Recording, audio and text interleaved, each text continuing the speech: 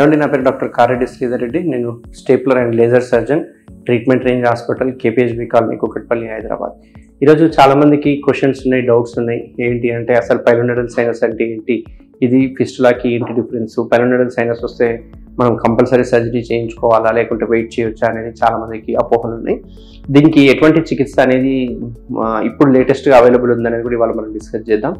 ఈ పైలోనైడల్ సైనస్ అంటే ఏంటి అంటే, ఇది మామూలుగా దీన్ని జీపర్స్ డిజీజ్ అంటాం. అంటే ఒకప్పుడు జీప్ నడిపే వాళ్ళకి వచ్చేది. ఎందుకు అంటే వాళ్ళు కంటిన్యూస్గా జీప్ నడపడం వల్ల ఎగరడం అనే మూమెంట్, అంటే ఫ్రిక్షన్ అనే మూమెంట్ వస్తుంది కాబట్టి. అంతేకాకుండా వాళ్ళకి అక్కడ ఏరియాలో హెయిర్ ఎక్కువ ఉన్న వాళ్ళకి ఈ వ్యాధి అనేది వచ్చే అవకాశాలు ఉంటాయి.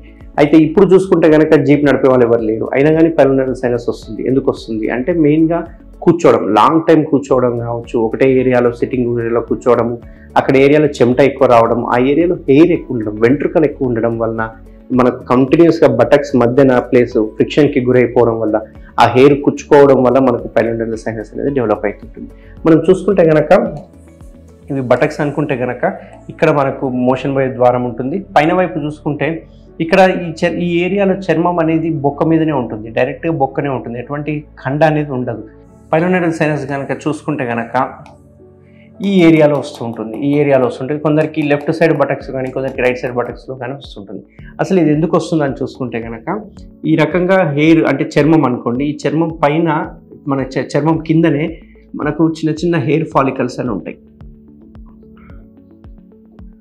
అంటే ఒక్కొక్క హెయిర్కి ఒక్కొక్క కణం ఉంటుంది, ఆ కణం నుంచి బయటకు వస్తుంది. అంటే ఒక్కొక్క గుహ లాంటిది ఉంటుంది హెయిర్కి, వెంట్రుకలకి, ఆ గుహల నుంచి బయటకు వస్తూ ఉంటాయి. సో ఇక్కడ ఏమవుతుందంటే మనకు ఎక్కువ ఫ్రిక్షన్కి లోనవ్వడం వల్ల, ఎక్కువ పిరుదుల మధ్యన రాపిడికి గురవ్వడం వల్ల కావచ్చు, లేకపోతే ఎక్కువసేపు కూర్చోవడం వల్ల కావచ్చు, అక్కడ హెయిర్ ఎక్కువ మెలికలు తిరగడం వల్ల కావచ్చు, ఈ హెయిర్ ఏమవుతుందంటే ఈ హెయిర్ మళ్ళీ ఎక్కువసేపు కూర్చోవడం వల్ల కుచ్చుకుంటుంది. ఈ హెయిర్ అనేది కుచ్చుకోవడం వల్ల ఇక్కడున్న హెయిర్ ఫాలికల్ ఏదైతే ఉందో హెయిర్ ఫాలికల్లోనే పెరగడం అవుతుంది. అంటే హెయిర్ గ్రోత్ అనేది పైకి గ్రోత్ అవ్వకుండా ఇలా వెనక్కి వచ్చి ఇందులోనే హెయిర్ గ్రోత్ అయిపోతూ ఉంటుంది. సో గ్రోత్ అవ్వడం వల్ల ఏమవుతుందంటే ఈ హెయిర్ ఫాలికల్లో హెయిర్ అనేది ఉంటుంది. ఈ హెయిర్ అనేది ఇట్లా వచ్చిన తర్వాత మళ్ళీ ఇట్లా ఇందులోనే పెరగడం స్టార్ట్ అవుతుంది. హెయిర్ ఇందులోనే పెరగడం వల్ల చర్మం మీద ఉన్న ఇన్ఫెక్షన్ కూడా లోపలికి వెళ్ళడం జరుగుతుంది.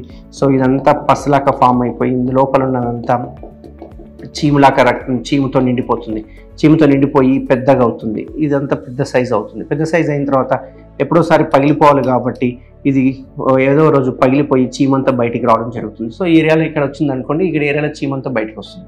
చీమంతా బయటకు వచ్చిన తర్వాత మళ్ళీ క్లోజ్ అయిపోతుంది. మళ్ళీ కొన్ని రోజులు చూసుకుంటే ఎటువంటి ఆనవాళ్ళు ఉండవు, చీము కానీ ఎటువంటి ఆనవాళ్ళు ఉండదు, చిన్న పొక్కులాగా ఉండి ఆగిపోతుంది. మళ్ళీ కొన్ని రోజులు అయిన తర్వాత ఏమవుతుందంటే మళ్ళీ ఇన్ఫెక్షన్ లోపలికి వెళ్ళిపోయి స్కిన్ నుంచి మళ్ళీ ఇన్ఫెక్షన్ అంతా తయారయ్యి మళ్ళీ ఒక 10 రోజులకో 20 రోజులకో సంవత్సరానికో ఏదో రోజుకి మళ్ళీ పగిలిపోవడం జరుగుతుంది. మళ్ళీ పగిలిపోయి మళ్ళీ చీము బయటికి రావడం జరుగుతుంది. అయితే ఈ పైలోనైడల్ సైనస్ యొక్క ప్రత్యేకత ఏంటి అంటే ఇక్కడ ఫామ్ అయింది అంటే మెల్లగా బుర్రలు చేసుకుంటూ ఇక్కడ ఒకటి ఇట్లా ఫామ్ అవుతూ ఉంటుంది.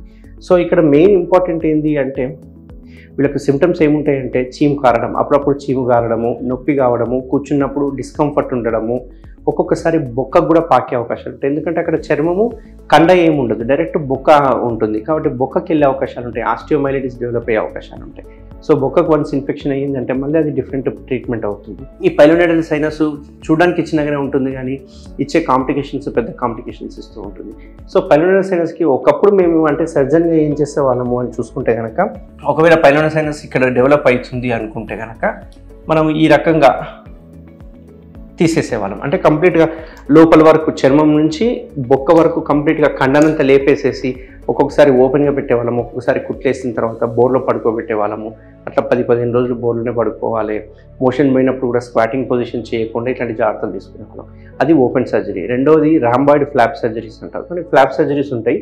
ఇక్కడ ఏం చేస్తామంటే ఇక్కడున్న చర్మాన్ని తీసేసి ఇక్కడ వేసేసేవాళ్ళం, ఇక్కడ ప్రైమరీ క్లోజర్ చేసేవాళ్ళం. దీన్ని రాంబాయిడ్ ఫ్లాప్ సర్జరీ అంటారు. ఇది కూడా ఒక రకంగా చూసుకుంటే మేజర్ సర్జరీ అవుతుంది. దీనిలో కూడా బెడ్ రెస్ట్ అవసరం పడుతుంది అండ్ కొన్ని కాంప్లికేషన్స్ కూడా ఉంటాయి. ఒకసారి ఫ్లాప్ గ్యాంగ్రీన్ అయ్యే అవకాశాలు ఉంటాయి, ఫ్లాప్ పోయే అవకాశాలు ఉంటాయి, ఫ్లాప్ కుట్లు ఊడిపోయే అవకాశాలు ఉంటాయి మనం స్క్వాటింగ్ పొజిషన్ చేసినప్పుడు, ఇట్లాంటి కాంప్లికేషన్స్ ఉంటాయి. బట్ థర్డ్ లేటెస్ట్ సర్జరీ ఏదైతే మన ట్రీట్మెంట్ హాస్పిటల్లో మనం చేస్తున్నామో దాని పేరే లేజర్ సర్జరీ. ఈ లేజర్ సర్జరీలో ఏంటి అంటే ఏదైతే ఆ ట్రాక్ట్ ఉందో ట్రాక్ట్ను మొత్తాన్ని తీసేసి లేజర్ వేడి ద్వారా ఎంత పెద్ద ట్రాక్ట్ అయినా కానీ దాన్ని కాల్చడం అనేది జరుగుతుంది. గోడలను కాల్చడం వల్ల అక్కడ నుంచి కండ పెరుగుకుంటూ వచ్చి క్లోజ్ అవుతుంది. సో మనం ఈ లేజర్ అనేది లేటెస్ట్ లేజర్లో 3 అడ్వాంటేజెస్ ఉన్నాయి. ఒకటి, ఎటువంటి కోత కుట్లు లేవు, సో పెయిన్ ఉండదు, కాబట్టి డ్రెస్సింగ్స్ ఉండవు, ఎటువంటి రెస్ట్ అవసరం లేదు, ఎటువంటి పరిస్థితుల్లో బోర్ల పడుకోవడాలు లేకపోతే స్క్వాటింగ్ చేయొద్దని రాలు ఇట్లాంటివి కూడా ఏం లేవు. సో డైరెక్ట్గా పేషెంట్ అనేది తన జాబ్కి వెళ్ళిపోవచ్చు ఇమ్మీడియట్గా, ఓన్లీ 1 డే రెస్ట్ తీసుకుంటే సరిపోతుంది. అండ్ మోస్ట్ ఇంపార్టెంట్ ఇక్కడ ఏంటి అంటే రికరెన్స్ రేట్ అనేది ఎక్కువ ఉంటుంది. ఓపెన్ చేసినా ఏ సర్జరీ చేసినా రికరెన్స్ రేట్ ఎందుకు ఉంటుంది అంటే అక్కడ కల్ప్రిట్ ఏంటి అంటే హెయిర్. సో ఆ హెయిర్ని ఎలా తీసేయాలి, షేవ్ చేసుకోవడం కానీ ఎప్పటికప్పుడు, లేదంటే పర్మనెంట్గా లేజర్ హెయిర్ రిమూవల్ అంటారు, LHR అంటాం, లేజర్ హెయిర్ రిమూవల్కి వెళ్ళిపోవడం, ఇట్లాంటివి చేస్తుండాలి. ఇట్లాంటివి చేస్తే కనుక పర్మనెంట్గా మనకు ఈ పైలోనైనల్ సైనస్ రాకుండా మనం అరికట్టవచ్చు. సో నేను చెప్పిన ఈ సిమ్టమ్స్ కనుక ఎవరికైనా ఉంటే కనుక పిరుదుల మధ్యను కనుక బటక్స్కి మధ్యను కనుక చిన్న చిన్న బొక్కలు లాంటివి సీరియస్ కలెక్షన్స్ వచ్చి అంటే చిన్న చిన్న ఊజ్ లాంటిది రావడము, ఇన్నర్వేర్ వేసుకున్నప్పుడు ఇన్నర్వేర్ అంతా తడిచిపోవడం ఇట్లాంటివి కనుక ఉంటే కనుక ఖచ్చితంగా అది పైలోనైనల్ సైనస్గా గమనించండి. ఆల్వేస్ ఈ పైలోనైనల్ సైనస్లు ఎప్పుడైనా కానీ మోషన్ పోయే ద్వారానికి దూరంగా ఉంటాయి.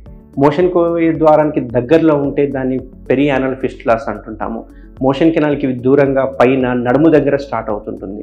నడుము దగ్గర స్టార్ట్ అయ్యే వాటిని మనం పైలోనైనల్ సైనస్ అంటుంటాం. ఎవరికైనా ఈ ప్రాబ్లం ఉంటే కనుక ఖచ్చితంగా ట్రీట్మెంట్ హాస్పిటల్ని అవైలబుల్గా ఉంటాను. దీనికి మనం లేజర్ ద్వారా చికిత్స చేసుకోవచ్చు. Thank you very much. Thank you Sridhar Reddy sir. Thank you doctor Sridhar Reddy sir. Thank you Sridhar Reddy sir. Thank you Sridhar Reddy sir. Thank you Sridhar Reddy sir. Thank you Sridhar Reddy sir. Thank you Sridhar Reddy sir. Thank you Sridhar Reddy sir. Thank you Sridhar Reddy sir. Thank you Sridhar Reddy sir.